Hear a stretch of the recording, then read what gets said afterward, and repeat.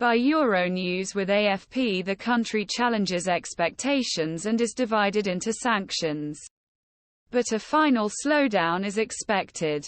According to a new prediction, the Russian economy will grow unexpectedly this year despite the war in Ukraine. The European Bank of Repetition and Development estimates that the Russian economy will grow 1.5. A previous estimate suggested that it would make a contract with a similar figure. But the country proves that it is much more durable than expected against Western sanctions. In a statement on Wednesday, EBRD supported the ability to balance Moscow's state funds more than expected, increasing oil prices and Moscow's price limit often by exporting China and India. During our recent forecasts, we expected that sanctions, especially the limitation of oil prices, to be more effective in limiting Russian activities.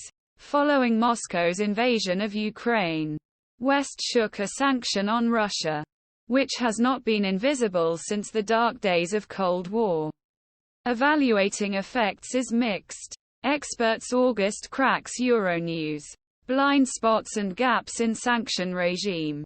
Moscow, where emergency limited his pocket.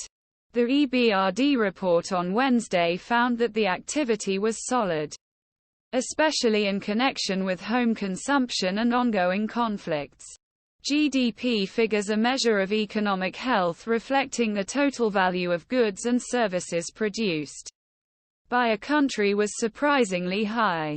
The figure is perhaps surprisingly compared to Germany's economic power center, where Europe's recently envisaged International Money Fund will shrink this year. However, an ultimate slowdown in the Russian economy is still estimated by EBRD. This feeling was shown by Open Minds Inciteer on Monday. This feeling is shared by the Russian population. 80% of them are worried about seeing financial welfare and a more gloomy future. EBRD has not changed its expectations for Ukraine. It is still won this year and the next 3. According report, this reflects the negative growth from 2 year compared January and February last before invading Russian Ukraine. The EBRD among the countries in Central, Eastern and Southeast Europe and Asia envisaged general economic growth of 2.4.